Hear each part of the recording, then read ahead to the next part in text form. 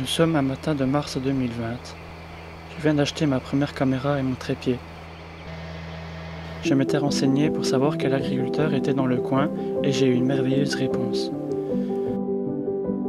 J'avais l'envie de prendre cette caméra et raconter une histoire, mais je ne savais pas laquelle.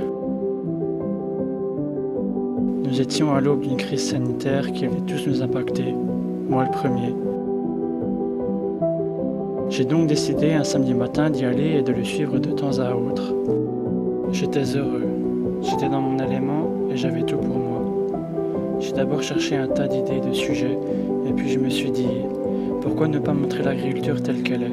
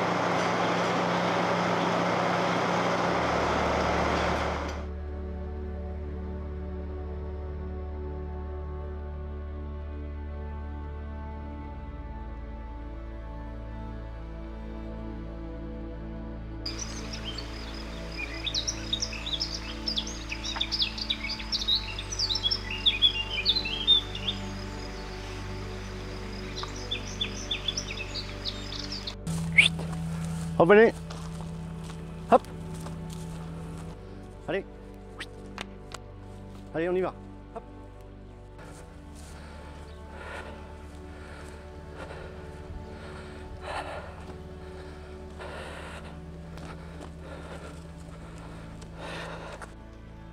Hop.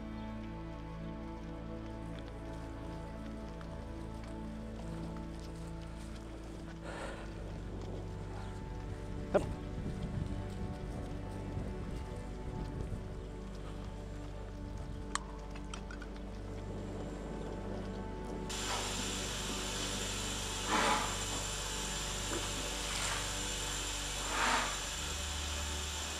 Vous êtes à l'EARL d'Ongrange, à Fréland, exploitation laitière bio depuis 2008,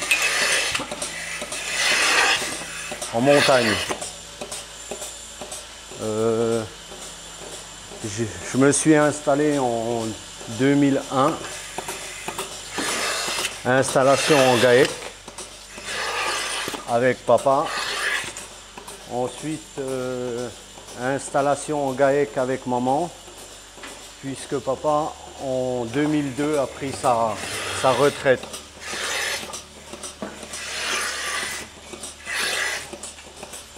En 2005, j'ai pris la décision de construire un nouveau bâtiment, un bâtiment d'élevage laitier, pour améliorer le bien-être de mes vaches.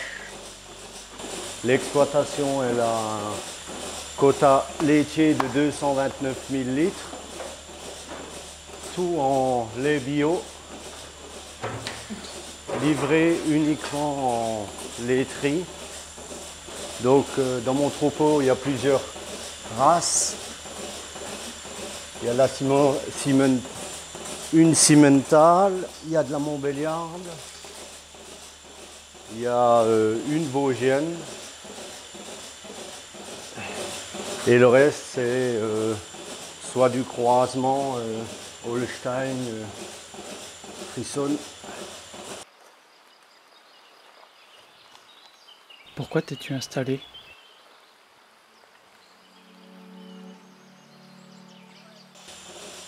J'ai fait des études agricoles et bon, c'était la suite, si on peut dire, la suite logique pour reprendre une exploitation agricole, quoi. Et bon, j'ai repris précipitamment l'exploitation en 2001 parce que j'ai eu la possibilité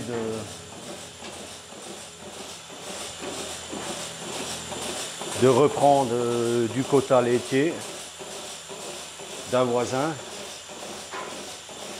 Et c'est comme ça que j'ai eu la possibilité de m'installer, quoi. Que penses-tu du métier?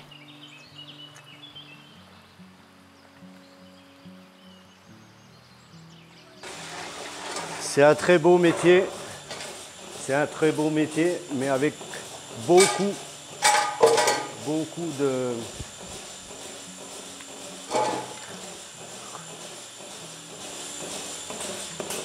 Beaucoup de soucis, beaucoup de contraintes. On ne compte pas les heures. Les vacances, bon, sur mon exploitation, j'en ai pas. Je ne peux pas en prendre.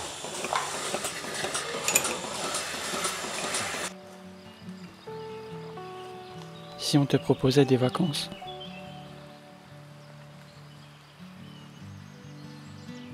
Ouais, il faut d'abord trouver quelqu'un de confiance qui puisse suivre le troupeau comme moi. Et la confiance,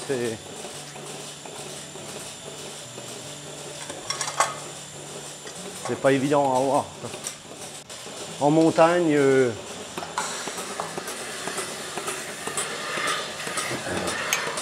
d'ici une dizaine d'années, il y aura énormément de personnes qui vont se retrouver en retraite sans reprise. Où il n'y a pas d'enfants, où il n'y a pas eu de mariage, ou bien les enfants ne veulent pas faire la ferme, quoi. Ils ont d'autres perspectives dans leur avenir. Et c'est vrai que maintenant, les jeunes, quand ils voient les copains, les copines aller en vacances, donc, ils vont pas se gêner, quoi. Et c'est vrai que ça devient de plus en plus compliqué avec les normes, les mises aux normes, les conditions climatiques. Là, ça fait plusieurs années où on subit des conditions climatiques épouvantables.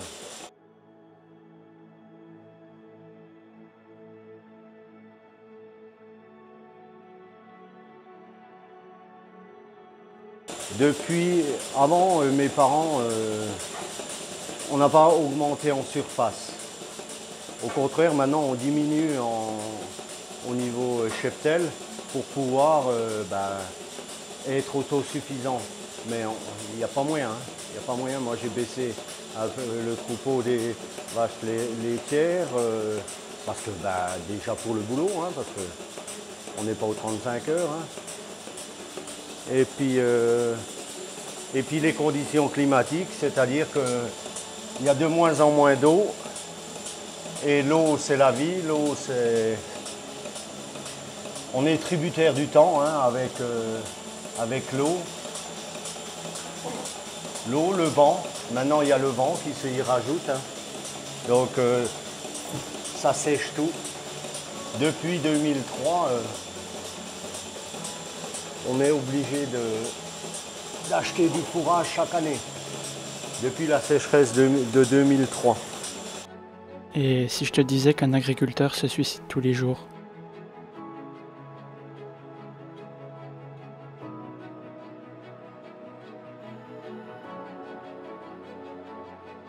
Ah bah oui, mais ça c'est normal. Hein. Ça, vu la pression des mises aux normes et des grosses firmes telles que Lactalis ou d'autres, laiteries qui nous poussent à bout. Hein. Beaucoup de contraintes, hein,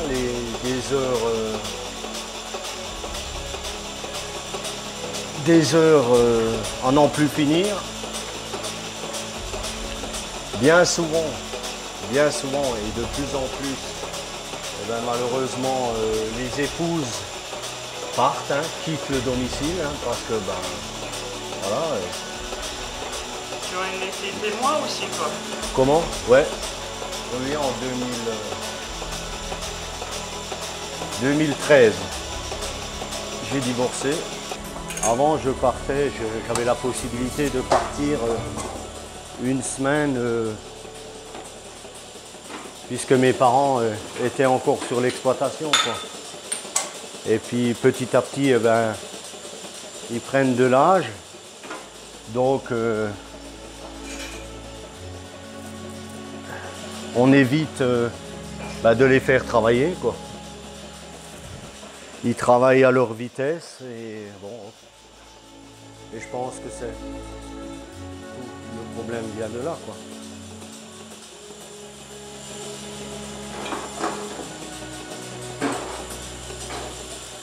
Et les suicides, il y en aura. Il y en aura parce que les gens, ils sont à bout, quoi. Il y a la mise aux normes, il y a tous les problèmes avec les citadins qui se déplacent en montagne et puis qui ont la possibilité d'acheter des maisons secondaires et ils viennent le week-end, ils viennent pour se reposer, pour profiter de notre nature. Et en fait, vous n'avez plus le droit de travailler, faut pas faire de bruit, faut pas épandre votre fumure. Ils veulent être tranquilles. Alors que nous, on vit tous les jours avec cette nature, on l'entretient, on la bonifie. Eux, ils viennent simplement pour se reposer de leur semaine de travail. Le problème, c'est qu'il y a de plus en plus de monde sur la Terre et qu'il y a de moins en moins d'agriculteurs sur Terre. Le problème, il est là. C'est tout simple. Mais il y a toujours autant de surface.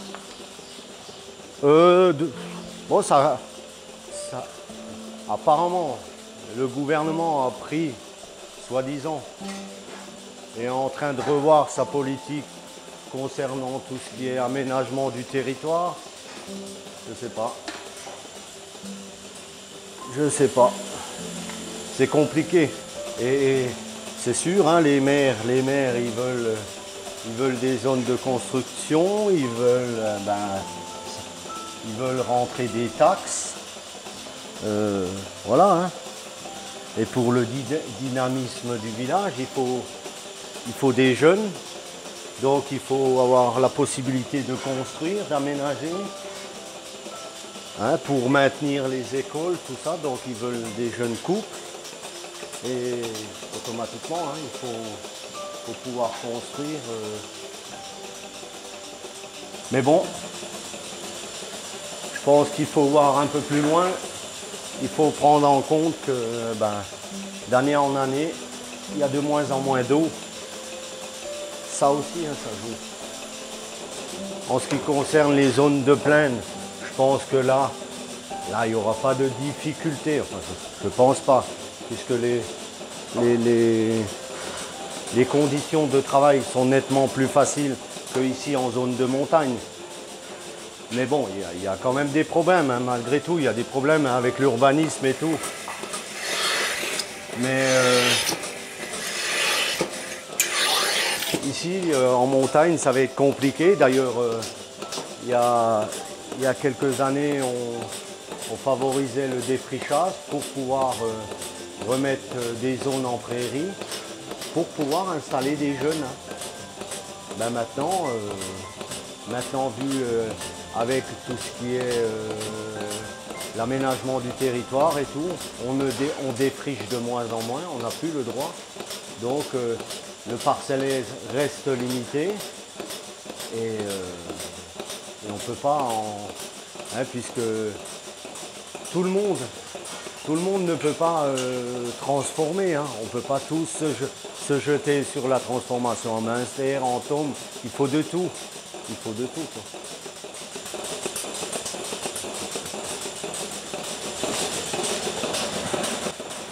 Et ça reste limité. Et puis les conditions, je dis bien les conditions de travail, c'est beaucoup plus compliqué. Hein. Et puis maintenant, la sécheresse, tout ça sans arrêt. Hein, est-ce que tu peux me parler un peu des conditions de vie et de travail en montagne? Ah bah oui, on a des grosses périodes de travail, hein, comme tout le monde. Enfin, comme tout le monde. Hein, au printemps, on a tout ce qui est clôture, on a les aménagements des rigoles pour sortir l'eau des prairies, pour avoir plus facile à exploiter les prairies. Il y a l'apport de lisier, de fumier aussi.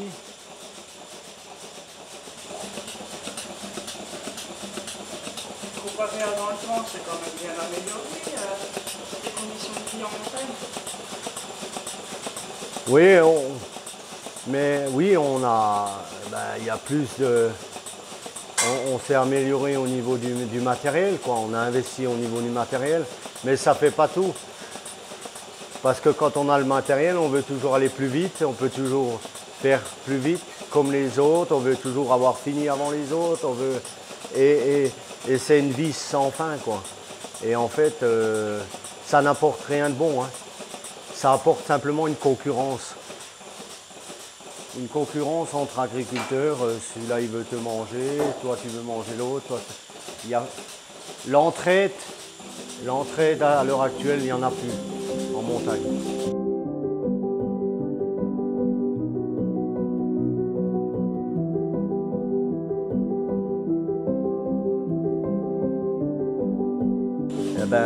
Quand il y a un accident, c'est malheureux, mais on a du mal à trouver quelqu'un pour nous remplacer. Voilà. Pour faire les travaux quotidiens, quoi, la traite, tout ça, on a. Et puis, c'est pas ça. C'est que financièrement, ça ne suit pas. Ça ne suit pas. À l'heure actuelle, le lait bio, il est à 450 € au 1000 litres. Pour moi, c'est la valorisation n'est pas assez importante pour pouvoir sortir donc un salaire correct pour moi et pour pouvoir prendre quelqu'un. Alors que dans d'autres zones AOP, ils sont à plus de 600 € au 1000 litres, quoi. Et ils ont des contraintes, mais derrière, la manne financière est beaucoup plus importante, quoi. Ça, il est certain qu'on n'est jamais aux 35 heures. Hein. On est tout le temps à fond. Et des fois, ma foi, il y a pour certains, ils craquent, quoi. Et qui partent, quoi. Oui, il y a des jeunes. Il y a des jeunes qui sont intéressés, qui voient, ah ben c'est vrai, il a un beau bâtiment, il a du beau matériel, ci et ça. Mais il faut voir tout ce qui est derrière, quoi. Les contraintes. Les contraintes. Quand vous achetez du matériel en montagne, il est plus cher que si vous achetez du matériel pour la plaine, quoi. Puisqu'il faut du matériel spécial montagne. Hop, avance.